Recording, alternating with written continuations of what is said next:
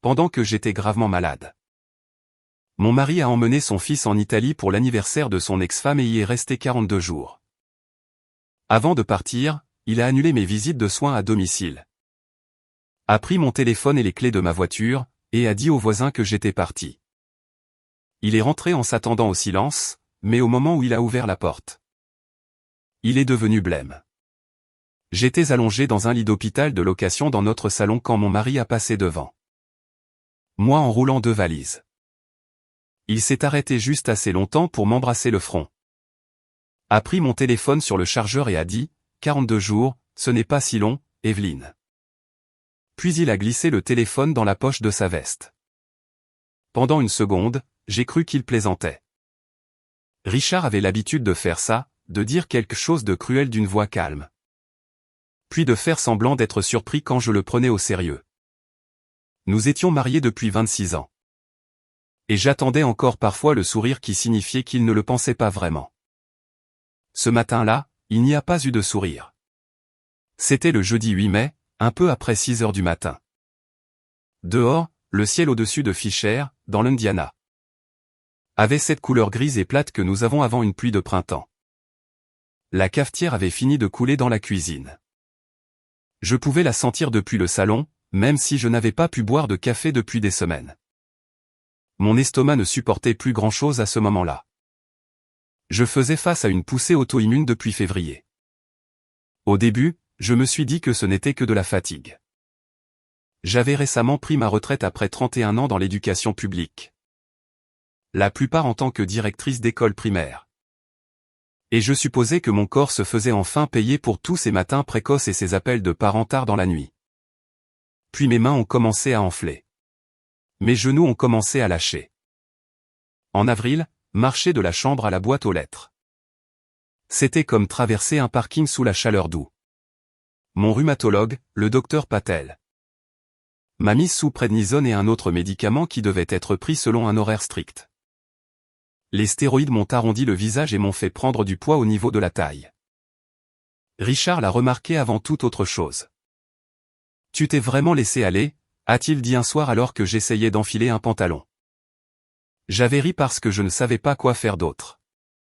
Dès la première semaine de mai, le docteur Patel avait ordonné des visites de soins à domicile 3 fois par semaine.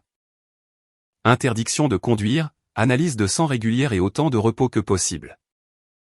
Richard a aidé à installer le lit d'hôpital en bas parce que je ne pouvais plus monter les escaliers. En toute sécurité. Alors, quand Tyler a appelé pour le 60e anniversaire de sa mère en Italie, j'ai supposé que Richard dirait non. Tyler était le fils de Richard de son premier mariage. Il avait 35 ans. Vivait à Chicago et gagnait décemment sa vie en prenant des photos pour des annonces immobilières. J'avais aidé à l'élever depuis ses 7 ans.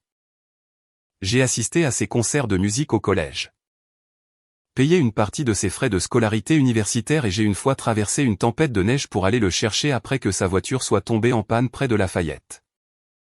Suzanne, sa mère, m'avait toujours traité poliment quand d'autres personnes regardaient. Le voyage devait inclure Rome, Florence, Bologne et une villa louée près du lac de Côme.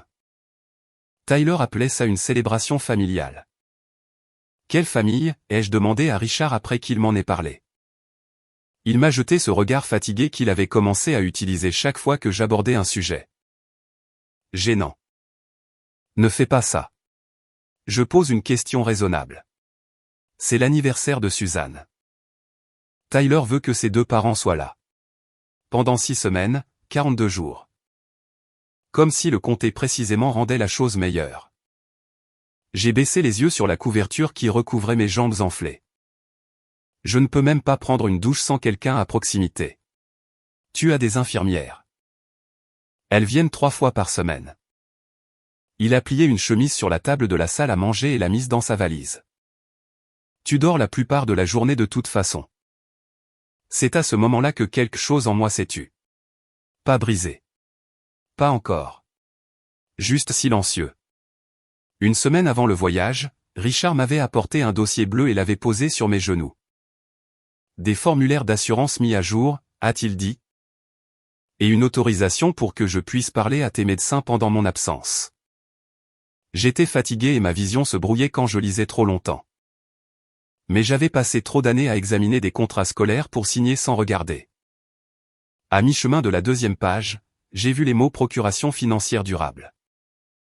Qu'est-ce que c'est? Richard s'est penché et a fermé le dossier. C'est la procédure standard. Ça me donne le contrôle de tes comptes au cas où tu deviendrais incapable de gérer les choses. Je suis malade, Richard. Je ne suis pas incompétente. Il a arraché le dossier du lit. Laisse tomber. J'essayais de te faciliter la vie. Au cours des jours suivants, il est devenu étrangement serviable. Il a dit que la batterie de mon téléphone gonflait et a proposé de l'emmener à l'Apple Store. Il a laissé une vieille tablette sur la table de chevet, mais quand j'ai essayé, l'écran demandait un mot de passe que je ne connaissais pas. Il a pris les 2 télécommandes de voiture parce que mon médecin m'avait interdit de conduire. Il m'a dit que l'entreprise de soins à domicile manquait de personnel et pourrait manquer une visite. Ou 2. Il a débranché l'Amazon Echo dans la cuisine parce que, selon lui, il avait écouté des conversations privées. À l'époque, chaque chose semblait irritante mais explicable. Ensemble, elles sont devenues autre chose. Le matin de son départ, il a placé une petite glacière à côté de mon lit. À l'intérieur, il y avait 2 sandwichs à la dinde, 3 bouteilles d'eau et une compote de pommes. Il s'est tenu au-dessus de moi, vêtu d'une veste de voyage bleu marine que je lui avais achetée pour Noël. « Tu iras bien » a-t-il dit. « J'ai besoin de mon téléphone. Je le ferai examiner en ville avant que nous allions à l'aéroport. Alors laisse-moi le tien. » Il a ri une fois sous cap. « J'ai besoin de mon téléphone en Italie. » Je l'ai dévisagé. Il a ajusté la poignée de sa valise. « Essaie de ne pas transformer ça en une autre crise, Evelyne. » Puis il est parti. La porte du garage s'est levée, a fait une pause, une autre pause, et s'est refermée. Pendant la première heure, j'étais en colère. À midi, j'étais mal à l'aise. À 14 heures, aucune infirmière n'était venue. À 15 heures, j'ai réessayé la tablette. Mauvais mot de passe. À 16 heures, je me suis forcé à sortir du lit et j'ai empoigné mon déambulateur. Mes jambes tremblaient avant même que j'atteigne la cuisine. La maison semblait inhabituellement silencieuse. Pas de télévision, pas de lave-vaisselle qui bourdonnait. Juste le moteur du réfrigérateur et ma propre respiration. J'ai atteint le comptoir et j'ai vu l'écho débranché. Puis j'ai ouvert le tiroir où nous gardions les numéros d'urgence et les clés de rechange. Il était vide, à l'exception d'une feuille de papier pliée. Je l'ai déplié avec les 2 mains. C'était une confirmation de l'agence de soins à domicile. Services annulés. La patiente quitte l'État pour 6 semaines. Aucune autre visite requise. La signature électronique de Richard se trouvait en bas. La date d'annulation était 4 jours avant qu'il ne m'ait dit que le voyage en Italie était définitif. Je me suis assise sur une chaise de cuisine et j'ai relu la phrase. C'est là que j'ai compris. Mon mari ne m'avait pas simplement laissé seul. Il s'était assuré que personne n'était censé me trouver. La première nuit seule n'a pas été la pire. C'est le 2e matin qu'il a été. Je me suis réveillé quelque temps après le lever du soleil avec la bouche si sèche que j'avais l'impression d'avoir avalé du sable. Mes jambes étaient raides. Mes épaules me faisaient mal. Et pendant quelques secondes, je ne me souvenais plus où était Richard. Puis j'ai vu le côté vide du salon. L'Italie. J'ai regardé l'horloge. 8h17. Normalement, une infirmière à domicile serait arrivée vers 9h. Je n'arrêtais pas de me dire, peut-être que Richard avait raison. Peut-être qu'il manquait vraiment de personnel. Peut-être que quelqu'un viendrait plus tard. À 11h, j'ai cessé de le croire. La glacière à côté de mon lit ne contenait plus qu'un sandwich et une bouteille d'eau. Je me suis forcé à m'asseoir, puis j'ai attrapé mon déambulateur. Le simple fait de me tenir debout me brouillait la vue. Mes genoux protestaient à chaque petit pas sur le parquet. J'ai fait la moitié du chemin jusqu'à la cuisine avant de devoir m'arrêter et m'appuyer contre le mur. Cela m'étonnait de voir à quelle vitesse la maladie rétrécissait votre monde. 1 an plus tôt, j'avais marché 3 miles chaque samedi matin avec ma voisine Linda. Maintenant, faire 20 pieds me semblait être l'ascension d'une montagne. J'ai finalement atteint le réfrigérateur. Il y avait de la nourriture à l'intérieur. Du lait, des œufs, des restes de soupe, des fruits. Assez pour que Richard puisse dire plus tard qu'il ne m'avait jamais laissé sans provision. Mais ouvrir une boîte de conserve de soupe n'était pas le problème. C'était de rester debout assez longtemps pour la réchauffer. Le temps que j'atteigne le micro-ondes. Mes mains tremblaient si fort que j'ai failli laisser tomber le bol. J'ai réussi à prendre 2 cuillerées avant que la nausée ne frappe. J'ai ramené le bol vers l'évier. À mi-chemin, mon genou gauche a lâché. Le bol s'est brisé. J'ai heurté le sol plus fort que prévu. Pendant un long moment, je suis simplement resté là. Non pas parce que je le voulais, mais parce que me relever demandait plus de force que je n'en avais. Cet après-midi-là, j'ai manqué l'heure de mes médicaments, pas intentionnellement. J'avais fait tomber 2 pilules sous le lit d'hôpital plus tôt ce matin-là. Et ramper pour les récupérer m'avait épuisé. Quand j'ai finalement atteint à nouveau le pilulier, je ne me souvenais plus si j'avais déjà pris la dose du mercredi après-midi. J'ai fixé les petits compartiments en plastique jusqu'à ce que les larmes brouillent les étiquettes. Il y a 20 ans, je coordonnais des exercices d'urgence pour 600 élèves. Maintenant, je ne me souvenais plus si j'avais avalé un minuscule comprimé. Vieillir peut vous humilier de manière auquel personne ne vous prépare. Ce soir-là, j'ai allumé la télévision. Principalement parce que j'avais besoin d'une autre voix humaine dans la maison. Les nouvelles locales ont laissé place à une émission de voyage. Puis YouTube s'est ouvert automatiquement. Richard avait lié son compte des mois plus tôt. La première chose à l'écran m'a serré l'estomac. Tyler avait mis en ligne une courte vidéo de Rome. Richard se tenait à côté de Suzanne devant un café, levant un verre de vin. Suzanne riait tandis que quelqu'un derrière la caméra lui souhaitait un joyeux anniversaire. Richard avait l'air plus heureux que je ne l'avais vu depuis des mois. La légende disait, comme au bon vieux temps. Je l'ai regardé 2 fois. Non pas parce que je le voulais, mais parce que je n'arrivais pas à y croire. Puis une autre photo est apparue. Florence. Tous les 3 souriant devant le Duomo. Un autre dîner à Bologne. Suzanne portait une écharpe en soie bleue. Je l'ai reconnue immédiatement. J'avais acheté cette écharpe à Nashville 5 ans plus tôt. Après que Suzanne l'ait complimentée au dîner d'anniversaire de Tyler. Richard m'avait dit qu'elle avait disparu lors de notre dernier déménagement. Apparemment non. J'ai éteint la télévision. Le silence qui a suivi semblait en quelque sorte plus fort.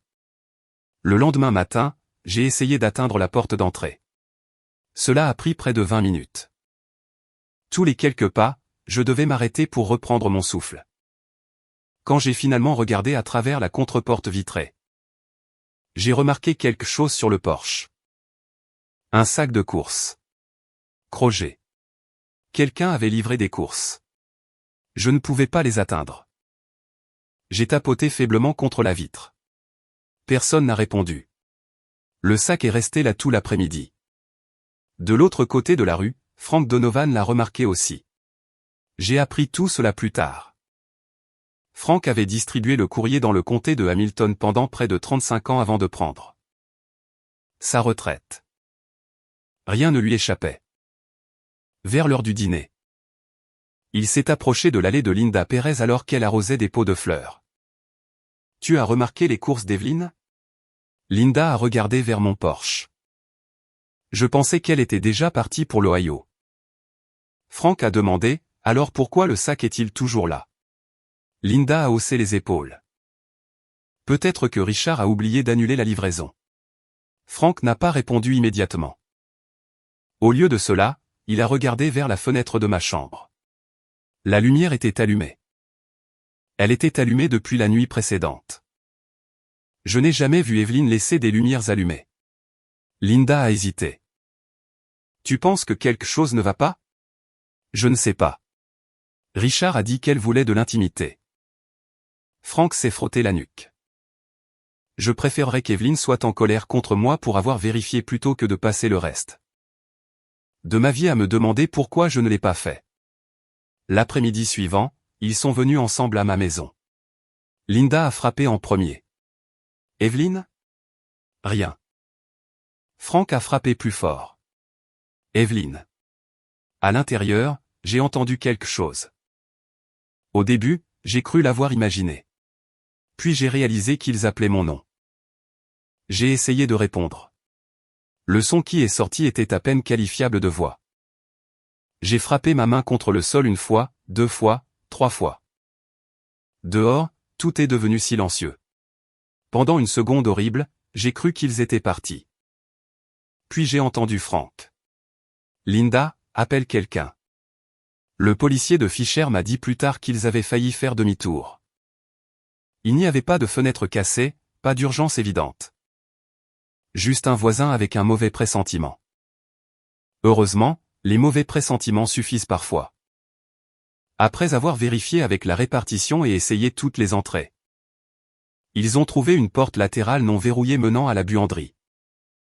Je me souviens de fragments après ça. Des bruits de pas lourds, quelqu'un disant « on l'a ». Un ambulancier à genoux à côté de moi, des tubes d'oxygène froid sous mon nez. Frank debout devant la fenêtre de devant, les 2 mains jointes. Puis l'obscurité à nouveau. Quand j'ai ouvert les yeux, la lumière du soleil inondait des rideaux d'hôpital blanc. Pendant plusieurs secondes, je n'avais aucune idée de l'endroit où j'étais. Une femme en blouse bleu marine a souri doucement. « Bonjour. » J'avais mal à la gorge. « Qu'est-ce qui s'est passé ? » « Je suis le docteur Nina Shaw. » Elle a attendu que je prenne une gorgée d'eau. « Vous avez été amené à ULS North hier. » « Hier. » J'avais perdu une journée entière. Le docteur Shaw a approché une chaise. « Je n'essaie pas de vous effrayer, Madame Carter. » Sa voix est restée calme. « Mais 12 à 24 heures de plus sans liquide et sans vos médicaments auraient pu causer des dommages permanents. » J'ai dégluti. Mon mari pensait que je pouvais gérer. Elle a baissé les yeux brièvement sur mon dossier. « Votre mari savait-il au moins que vos visites de soins à domicile avaient été annulées ? » « Oui. » « Qui les a annulées ? » J'ai fixé la couverture. « C'est lui. » Elle n'a rien dit pendant quelques secondes. Puis elle s'est levée tranquillement. « J'aimerais que notre assistante sociale vous parle. » Plus tard cet après-midi-là, Monica Reed s'est présentée. Elle ne m'a pas traité comme une victime.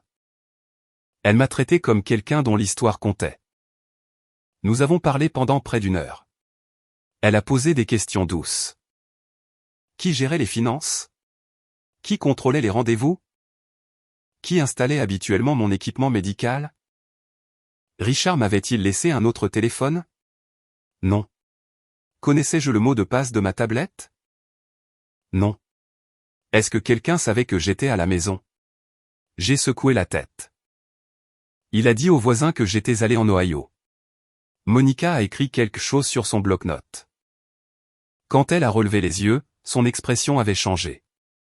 Avant de partir, elle a dit doucement. « Madame Carter, parce que vous êtes considérée comme une adulte médicalement vulnérable. Nous sommes tenus d'aviser les services de protection des adultes. » Ces mots m'ont serré l'estomac. Je ne veux pas qu'il soit arrêté. Elle a hoché la tête. Il ne s'agit pas de punition. Alors de quoi s'agit-il ? Il s'agit de comprendre exactement ce qui s'est passé. Juste avant le dîner, un détective a frappé légèrement à la porte de ma chambre d'hôpital. Il s'est présenté comme étant Marcus Bell. Il portait un dossier mince. À l'intérieur se trouvait l'avis d'annulation que j'avais trouvé dans ma cuisine. Il l'a glissé sur ma table de chevet. « Madame Carter », j'ai hoché la tête. « Avez-vous autorisé cela ? » Non. Il a tourné une autre page. Il semble également que votre mari ait informé plusieurs voisins que vous aviez quitté l'Indiana. Volontairement. J'ai senti quelque chose de froid s'installer dans ma poitrine. Puis le détective Bell a posé une question à laquelle je n'étais pas préparé. Madame Carter. Votre mari vous a-t-il déjà demandé de signer des documents lui donnant le contrôle de vos finances ? Je me suis souvenu du dossier bleu, des mots procuration financière durable. Richard le retirant avant que j'aie fini de lire. Pour la première fois depuis le début de ce cauchemar. Je me suis demandé si me laisser seul avait jamais été le vrai plan. Peut-être que j'étais le plan. Je n'ai pas beaucoup dormi la deuxième nuit à l'hôpital. Non pas à cause des infirmières ou de la pompe à perfusion ou même des articulations douloureuses. Qui étaient devenues mes compagnes indésirables au cours des derniers mois? C'était parce que je rejouais sans cesse une simple question. Pourquoi? Pas pourquoi Richard est allé en Italie. Je comprenais cette partie, aussi douloureuse soit-elle. Pourquoi avait-il annulé mes soins? C'étaient deux décisions très différentes. L'une pouvait être égoïste. L'autre exigeait de la planification. Chaque fois que je fermais les yeux, je le voyais debout à côté de mon lit avec ce dossier bleu. Juste de la paperasse de routine. J'avais failli le signer. Cette pensée m'effrayait plus que de me réveiller seul dans ma propre maison. Le lendemain matin, le détective Marcus Bell est passé avant le petit déjeuner. Il n'avait pas l'attitude pressée et impatiente que j'attendais des policiers de la télévision. Il a plutôt approché une chaise. « Comment vous sentez-vous aujourd'hui » Embarrassé. Il a souri un peu. Je n'ai jamais entendu la déshydratation décrite de cette façon. Je ne parle pas physiquement. Il a hoché la tête. Je sais. Il y a eu une pause. J'aimerais vous poser quelques questions, a-t-il dit. Vous pouvez refuser de répondre à n'importe laquelle d'entre elles. J'ai accepté. Il a posé des questions sur la personnalité de Richard, sur notre mariage. S'il avait déjà été physiquement violent? Non. Vous a-t-il menacé? Non. Contrôlait-il les finances? J'ai hésité. Pas exactement. Que signifie pas exactement? J'ai soupiré. J'ai toujours géré notre budget familial, mais au cours des 2 dernières années. Il a insisté pour prendre en charge les décisions d'investissement. Avez-vous accepté? Parfois. Lui faisiez-vous confiance? J'ai regardé par la fenêtre. Je pensais que oui. Après le départ du détective Bell. J'ai appelé la seule personne en qui j'avais confiance pour me dire la vérité. Même quand je ne voulais pas l'entendre. Grace Holloway. Nous nous étions rencontrés 23 ans plus tôt lors d'une collecte de fonds d'une école catholique à Carmel. Nos fils ont joué au basket ensemble une saison avant de décider qu'ils détestaient le basket à parts égales. Grace est finalement devenue avocate spécialisée en succession. Je suis devenu la personne qui préparait toujours des biscuits pour les événements scolaires. Nous sommes restés amis malgré tout. Quand elle est entrée dans ma chambre d'hôpital cet après-midi-là, elle portait le même bloc-notes juridique jaune qu'elle utilisait depuis aussi longtemps que je me souvienne. Elle m'a serré dans ses bras avec précaution. Puis elle s'est assise. Je suis très heureuse que tu sois en vie. Moi aussi. Elle a ouvert le bloc-notes. Maintenant, arrêtons de deviner. C'était tout Grace. Pas de grands discours, pas de promesses, juste des faits. Elle a posé des questions pendant près d'1 heure. À qui appartenait la maison conjointement? Le compte de retraite de qui avait le plus gros solde? Le mien. L'argent provenait d'un héritage de mes parents des années avant que Richard et moi ne nous marions. Au fil du temps, je l'avais alimenté par des retenues sur salaire et des investissements conservateurs. Grace a hoché la tête. Richard a-t-il déjà eu autorité sur ce compte? Non. A-t-il déjà demandé? Pas directement. Et récemment? Je me suis souvenu à nouveau du dossier bleu. Il y avait des papiers. Quel genre? Je n'ai pas fini de les lire. Que as-tu vu? Procuration financière durable. Grace a arrêté d'écrire. Que s'est-il passé après que tu as vu ça? Il l'a repris. Elle m'a regardé pendant un long moment. Puis elle a demandé tranquillement. Est-ce que quelqu'un de ta société d'investissement t'a contacté récemment? J'ai cligné des yeux. Il y avait un message vocal il y a peut-être 2 semaines. Qu'est-ce qu'il disait? Je ne me souviens pas exactement. J'ai pris mon téléphone sur le plateau de l'hôpital. La police l'avait récupéré sur le bureau de Richard à la maison après que j'ai donné la permission de chercher mes affaires. Le revoir me paraissait encore étrange. J'ai parcouru les anciens messages vocaux. Le voilà. Daniel Shaw, mon conseiller financier. Le message était court. Madame Carter, c'est Daniel. Avant de traiter les documents d'autorisation, je dois confirmer quelques détails directement avec vous. Veuillez m'appeler dès que possible. Grace a lentement posé son stylo. Quel document d'autorisation? Je ne sais pas, découvrons-le. Daniel a répondu à la deuxième sonnerie. Après avoir confirmé mon identité, il a semblé soulagé.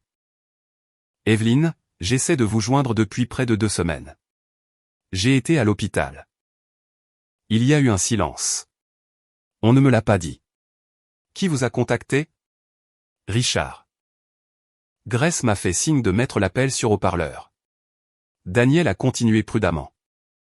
Il a soumis une procuration financière durable ainsi que des instructions pour transférer environ 286 000 $ de votre compte d'investissement de retraite. J'ai regardé Grace. Elle ne prenait plus de notes. Elle écoutait. Je n'ai jamais autorisé cela. Je m'en doutais. Pourquoi? La signature semblait inhabituelle. Grace a finalement parlé. Monsieur Shaw, la transaction a-t-elle été finalisée? Non. Pourquoi pas? J'ai demandé une confirmation verbale directe de Madame Carter avant de débloquer les fonds. Mon cœur a commencé à battre la chamade. Que vous a dit Richard? Daniel a hésité. Il a dit que votre santé avait décliné rapidement. Une autre pause. Il a également dit que vous deveniez confuse. La pièce est soudainement devenue beaucoup plus froide. 2 heures plus tard. Grace est revenue avec des copies imprimées que Daniel avait envoyées par courriel. Une page montrait ma prétendue signature. À première vue, elle semblait convaincante.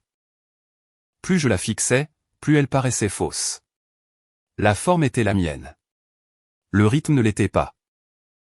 Quelqu'un avait copié mon écriture au lieu d'écrire naturellement. Puis Grace m'a tendu une autre page, une lettre de motivation que Richard avait écrite. Elle m'a laissé la lire moi-même. Le déclin cognitif et physique de ma femme s'est considérablement accéléré. À mon retour d'Europe, nous prévoyons de finaliser la planification de l'incapacité à long terme. J'ai lu cette phrase 3 fois. Non pas parce que je ne la comprenais pas, mais parce que je la comprenais enfin. Il ne planifiait pas autour de ma maladie. Il planifiait autour de ma faiblesse. Je ne pense pas qu'il voulait ta mort, a dit Grace tranquillement. J'ai levé les yeux. Quoi? Je pense qu'il voulait que tu aies peur. Elle a tapoté le document. Si tu étais devenue plus dépendante, si tu avais été hospitalisée plus longtemps. Si tu avais cru que tu ne pouvais pas gérer tes propres affaires. Il pensait que je signerais. Grace a hoché la tête une fois. C'est à ça que ça ressemble. Pour la première fois depuis mon arrivée à l'hôpital, je suis devenue en colère. Pas bruyante, pas dramatique, froide, constante. 26 ans de mariage, réduit à de la paperasse. Je veux l'appeler. Grace a immédiatement secoué la tête. Non. Il mérite d'entendre ma voix. Il mérite beaucoup de choses. Je l'ai dévisagé. Il pense que personne ne sait. Alors, laissons-le continuer à le croire. Je ne comprends pas. Elle s'est penchée en avant. Evelyn, chaque courriel qu'il envoie, chaque connexion financière. Chaque mensonge qu'il raconte pendant qu'il est en Italie devient une preuve. Je n'ai pas répondu.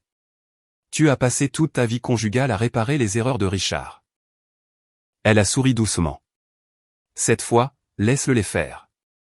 La convalescence a été plus lente que je ne le souhaitais. La physiothérapie me laissait épuisé. La prednisone avait rendu mon visage si bouffi que je me reconnaissais à peine dans le miroir de la salle de bain. Richard avait l'habitude de plaisanter en disant que j'étais devenue molle. Debout là, dans cette blouse d'hôpital, j'ai réalisé quelque chose. Ce corps s'était battu chaque jour pour me maintenir en vie. Il méritait mieux que mon embarras. Franck est passé plus tard cet après-midi-là avec un sac d'épicerie en papier. J'ai apporté de la contrebande. J'ai regardé à l'intérieur. Du vrai café, du petit café près de la bibliothèque. J'ai ri pour la première fois depuis des semaines. Je pensais que les hôpitaux avaient du café. Ils en ont. Il a approché une chaise, mais je ne le servirai pas à quelqu'un que j'aime. Nous avons tous les deux ri. Puis il est devenu sérieux. Tu me dois quelque chose. Quoi? Quand tu te sentiras plus forte? Oui. Tu pourras me crier dessus pour avoir mis mon nez dans tes affaires. J'ai souri.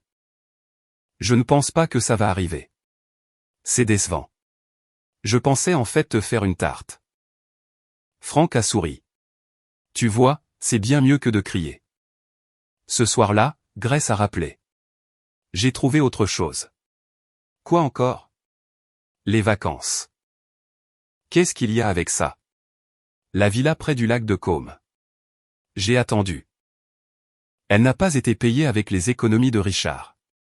Alors avec celle de qui? Il y a eu un long silence. Finalement, elle a répondu. Il a ouvert une ligne de crédit sur valeur domiciliaire sur votre maison. Mon estomac s'est noué. Il a utilisé votre maison pour aider à payer l'anniversaire de Suzanne.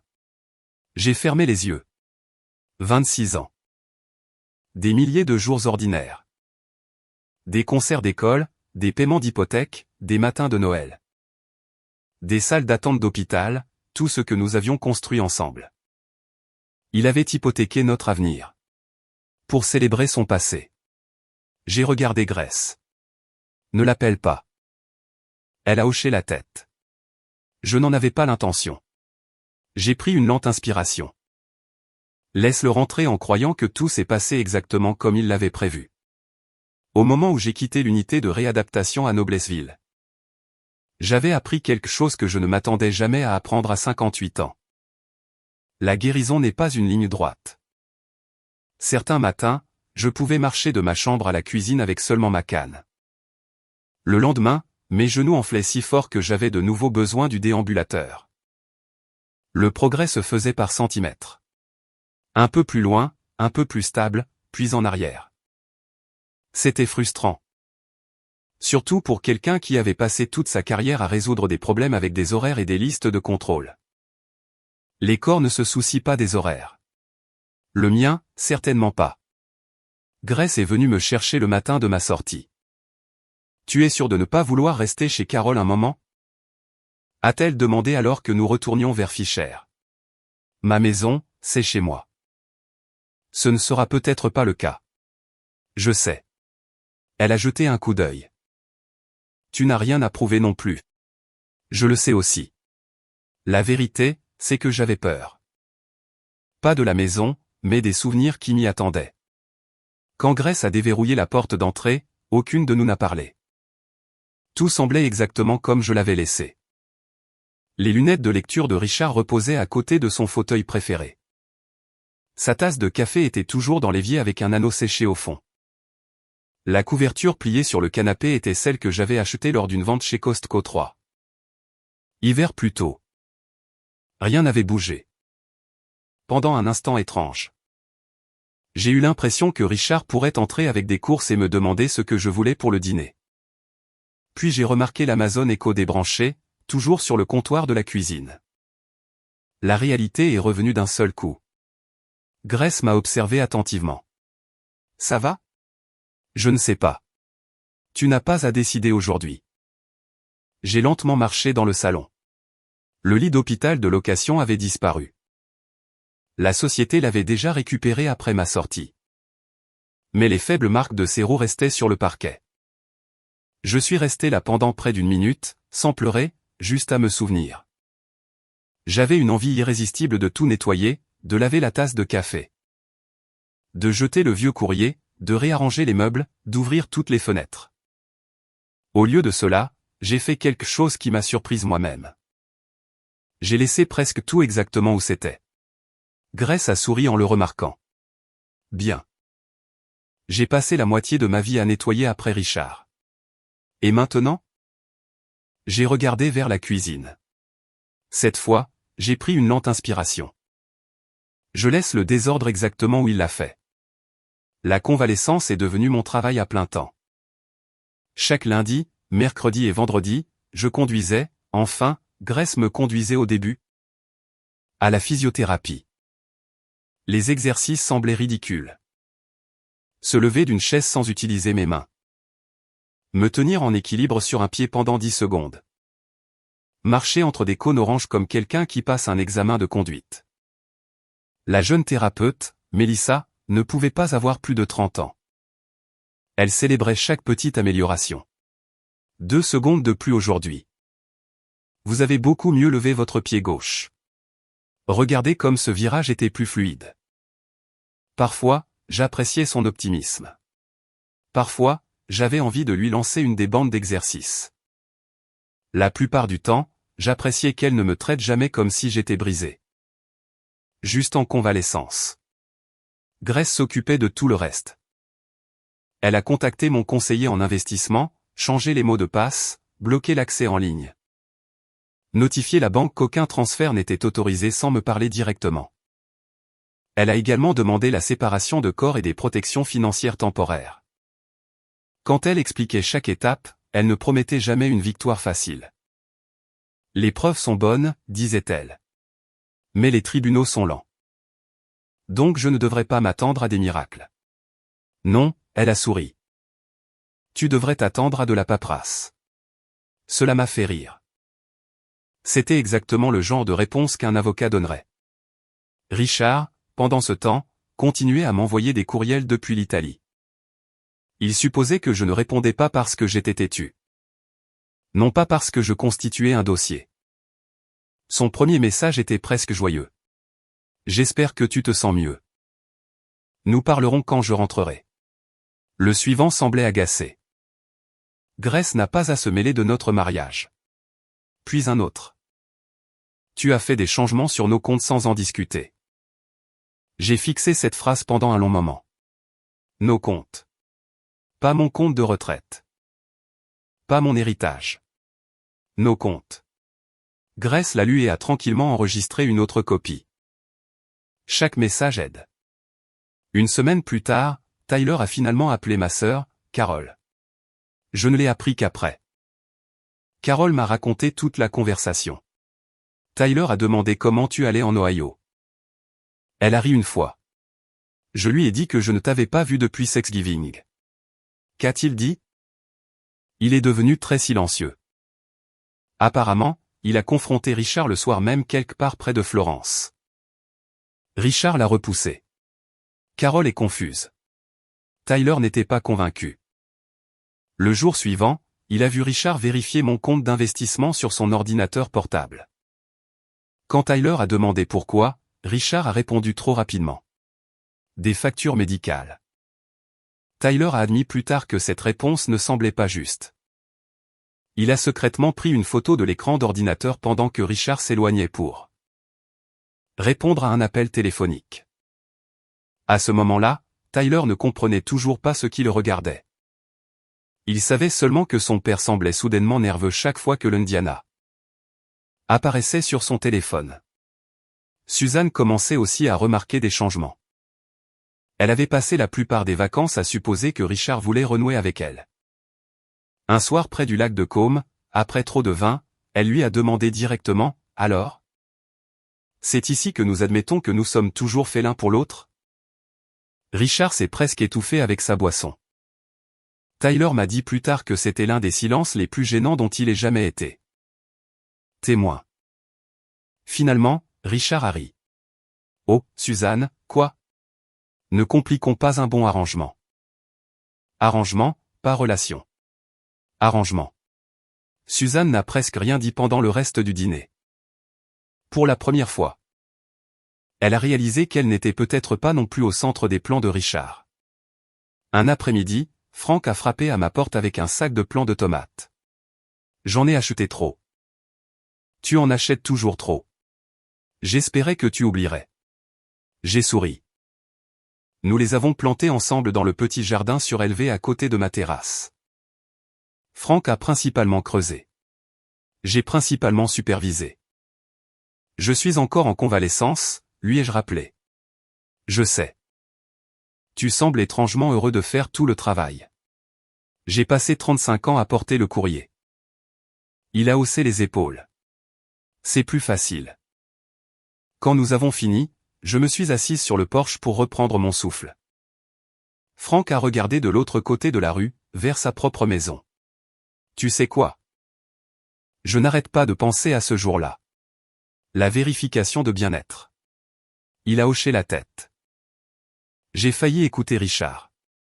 Je l'ai regardé. Mais tu ne l'as pas fait. Non. Il a souri doucement. Ma femme disait toujours que je ferais un terrible commère parce que je ne savais jamais quand me mêler de mes affaires. Tu m'as sauvé la vie. Il a semblé mal à l'aise.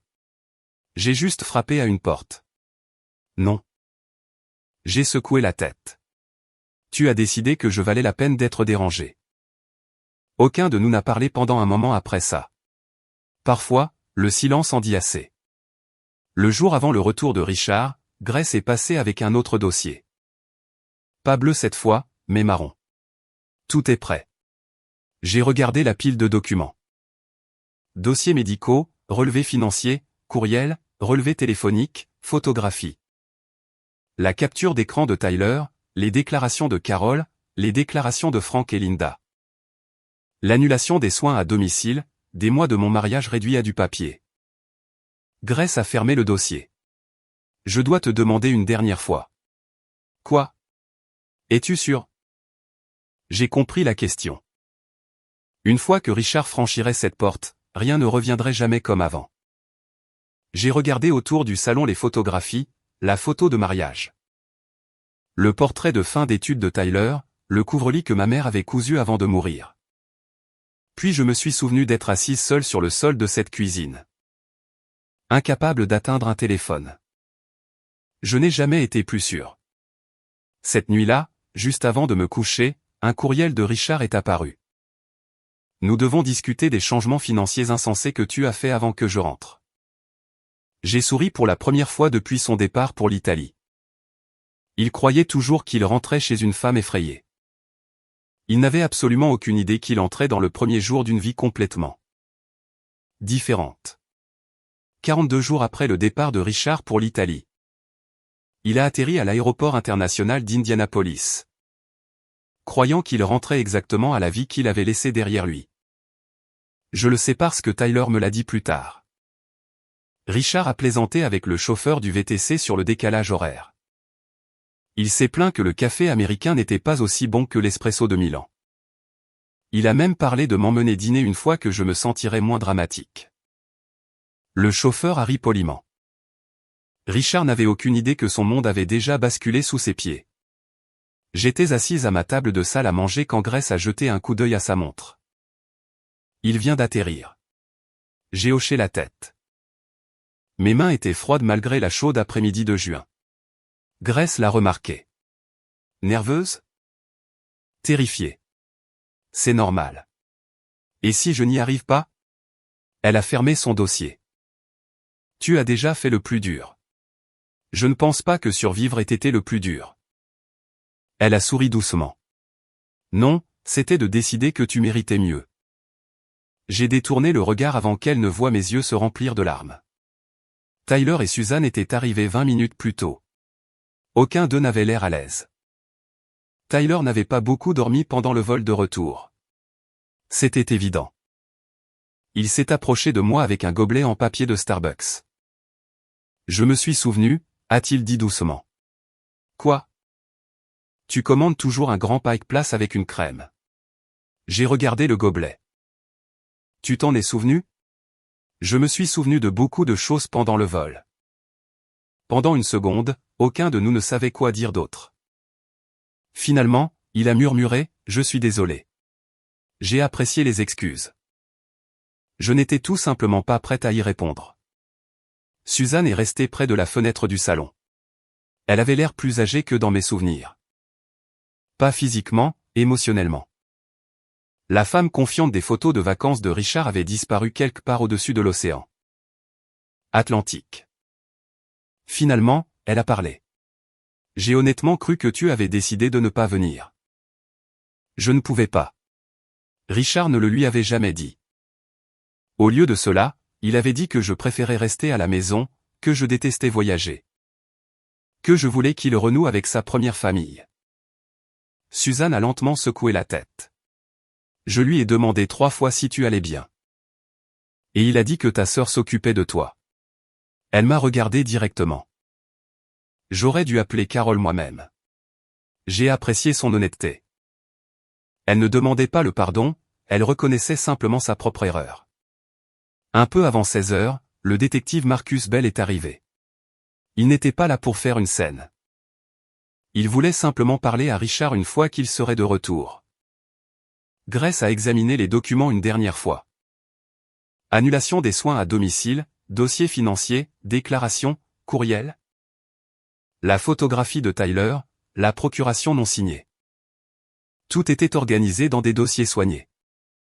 Des années de confiance, 42 jours de tromperie, des centaines de pages. Dehors, de l'autre côté de la rue, Frank arrosait sa pelouse.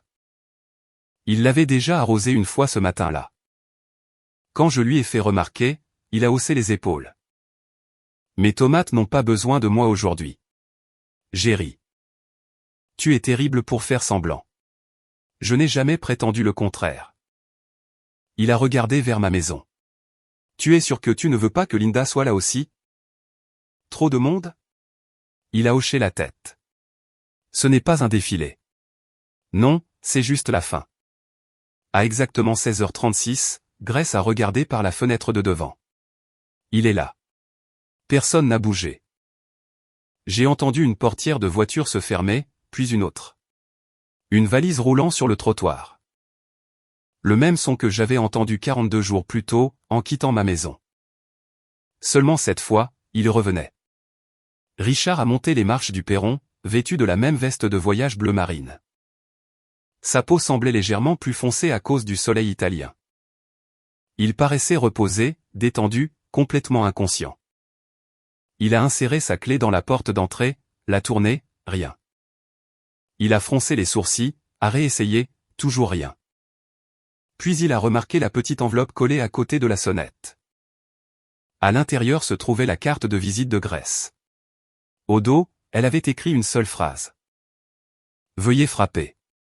Richard l'a fixée pendant plusieurs secondes. Puis il a frappé. Pas avec colère, juste confus. Je me suis levé lentement, j'ai pris ma canne, j'ai marché jusqu'à la porte et je l'ai ouverte. Pendant une brève seconde, aucun de nous n'a parlé. Son visage a complètement changé. Pas dramatique, pas théâtral. Simplement, toute sa confiance a disparu. Toi. Je suis à la maison. Il a cligné des yeux plusieurs fois. Je pensais je sais ce que tu pensais. Ses yeux se sont déplacés au-delà de moi, dans la maison. Grace, Tyler, Suzanne, le détective Bell. Il m'a regardé de nouveau. Qu'est-ce que c'est que ça? Je me suis écarté. Entre. Richard est entré avec précaution. La porte d'entrée s'est refermée derrière lui. Il a posé sa valise à côté des escaliers. Personne ne lui a offert de siège. Grace a parlé la première. Monsieur Carter. Je ne sais pas qui vous pensez être. Je suis l'avocate d'Evelyn. Ses yeux se sont plissés. Pourquoi? Grace a calmement ouvert le premier dossier. Je pense que vous le savez déjà. Richard m'a regardé.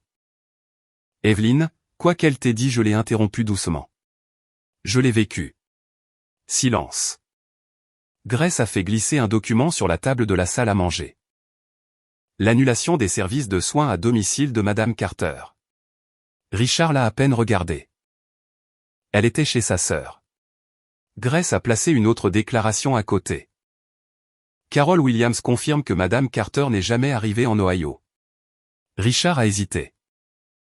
Les plans ont changé. Le détective Bell a finalement parlé. Avant ou après avoir informé 2 voisins qu'elle était déjà partie? Richard s'est tourné vers lui. Je ne réponds pas aux questions sans un avocat. C'est votre droit. Bell est resté parfaitement calme. Mais nous n'avons pas fini. Grace a ouvert le deuxième dossier. Ceci concerne le compte de retraite de votre femme. Les épaules de Richard se sont raidies. J'aidais à gérer les finances familiales. Evelyn n'a jamais autorisé de procuration financière durable. C'était en discussion. Grace a fait glisser l'affidavit de Daniel Shaw. Le conseiller financier a demandé une confirmation directe car il a mis en doute la signature. Richard n'a pas répondu. Puis ce fut le tour de Tyler. Il a tranquillement posé son téléphone sur la table. J'ai pris ça à Florence. L'écran montrait l'ordinateur portable de Richard. Mon compte d'investissement. Transfert en attente. Richard s'est tourné vers lui. Tu as fouillé dans mon ordinateur. J'ai pris une photo. Tu n'en avais pas le droit. Tyler l'a regardé droit dans les yeux. Tu n'en avais pas le droit non plus. Richard m'a finalement regardé de nouveau. Sa voix s'est adoucie. Evelyn, tu as mal compris. J'ai failli rire. Au lieu de cela, j'ai posé une question. Quand tu es parti, que pensais-tu exactement qu'il allait se passer? Il a ouvert la bouche, l'a refermée, l'a rouverte. Je pensais que tu réaliserais que tu avais besoin de moi. La pièce est devenue parfaitement silencieuse. Personne n'a parlé parce que, d'une certaine manière, cette réponse était pire que de ne rien dire. Il n'avait pas prévu que je me rétablisse. Il n'avait même pas prévu que je reste indépendante. Il s'attendait à ce que la peur fasse ce que l'amour ne pouvait plus faire. Suzanne se leva lentement. J'ai une question. Richard se frotta le front. Pas maintenant. Non. Elle croisa les bras. Maintenant. Elle regarda directement Grace. Qui a payé la villa? Grace lui tendit tranquillement plusieurs relevés bancaires. Suzanne les étudia, son expression se durcissant lentement. Sadie elle regarda Richard. Tu as emprunté sur votre maison? Notre maison, ai-je corrigé? Grace hocha la tête. La ligne de crédit sur valeur domiciliaire a été ouverte à l'insu d'Evelyn. Suzanne avait l'air malade. Tu m'as dit qu'elle avait réservé la villa. Je l'ai réservée, dis-je doucement. Il y a 3 ans. Tout le monde se tourna vers moi. C'était censé être notre voyage de retraite. Richard baissa les yeux. J'ai convaincu Evelyn de le reporter. Suzanne murmura. Alors, tu as annulé le voyage, puis utilisé sa maison pour payer mon anniversaire. Personne ne répondit. Il n'y avait plus rien à dire. Richard parut soudain plus vieux. Beaucoup plus vieux. Il se tourna vers moi une dernière fois. On peut encore arranger ça. Je secouai la tête. Non. Pendant 26 ans sa voix se brisa. Je me suis occupé de cette famille. Je croisai son regard. Non, Richard. Tu t'attendais à ce que nous nous occupions de toi. Grace ferma tranquillement le dernier dossier. Le détective Bell s'avança. Monsieur Carter. J'aimerais vous parler au centre-ville concernant plusieurs questions liées à cette enquête. Richard regarda autour de la pièce. Personne ne le défendit. Personne ne le suivit. Alors qu'il ramassait sa valise, Frank jeta un coup d'œil de l'autre côté de la rue. Il réalisa qu'il arrosait exactement le même carré d'herbe depuis près de 15 minutes. Richard marmonna dans sa barbe. Ça va être une facture d'eau salée, Frank haussa les épaules. Ça vaut chaque centime. Richard s'éloigna. Portant la même valise qu'il avait roulée devant mon lit d'hôpital 42 jours plus tôt. Cette fois, tout ce qui lui restait tenait à l'intérieur. Les gens imaginent souvent que la vengeance ressemble à un feu d'artifice. Ce n'est pas le cas, du moins pas celle qui dure. Pour moi, c'était plutôt comme ouvrir les rideaux après un long hiver. Rien n'a explosé. La pièce est simplement devenue plus lumineuse. Richard a passé les mois suivants à essayer de convaincre tout le monde qu'il y avait eu un malentendu. Il a dit à ses amis que notre mariage avait été mis à rude épreuve par ma maladie. Il a dit à ses proches que Grace m'avait manipulé. Il a même prétendu que Tyler s'était retourné contre lui parce que je l'avais empoisonné avec des mensonges. Le problème avec cette histoire était simple. Les documents ne deviennent pas émotifs. Les courriels n'oublient pas. Les relevés bancaires ne changent pas d'avis. Chaque explication que Richard offrait se heurtait finalement à des papiers qui racontaient une histoire différente. Les services de protection des adultes ont terminé leur enquête 6 semaines plus tard. Je n'étais pas présente lorsque Richard a fait sa déposition, mais le détective Bell a appelé après. L'enquête est terminée, a-t-il dit. Et ils ont trouvé suffisamment de preuves pour conclure que vous avez été exposé à un risque substantiel par l'annulation intentionnelle de services de soins essentiels. J'ai fermé les yeux, non pas parce que j'étais heureuse, mais parce que quelqu'un avait enfin appelé les choses par leur nom. Un risque. Pas de la malchance, pas un malentendu, pas une mauvaise communication. Un choix. L'affaire civile a pris beaucoup plus de temps. Grace m'avait prévenu que ce serait le cas. Les salles d'audience ne sont pas la télévision, aimait-elle dire. Ce sont surtout des calendriers. Elle n'avait pas tort. Il y a eu des requêtes, des dépositions, des divulgations financières. Des demandes de documents sans fin. Richard a engagé un avocat qui a fait de son mieux pour me dépeindre comme une femme émotive se remettant d'une maladie. Puis Daniel Shaw a témoigné. Il a expliqué pourquoi il avait refusé de traiter le transfert de mon compte de retraite. La signature semblait incompatible avec les documents antérieurs de Madame Carter. Pourquoi ne l'avez-vous pas simplement traité, a demandé l'avocat de Richard. Daniel a répondu calmement. Parce que protéger les clients fait partie de mon travail. Cette seule phrase a eu plus de poids qu'une heure d'argument. La ligne de crédit sur valeur domiciliaire est devenue un autre problème pour Richard. Le juge a statué que la dette avait été obtenue sans mon consentement éclairé.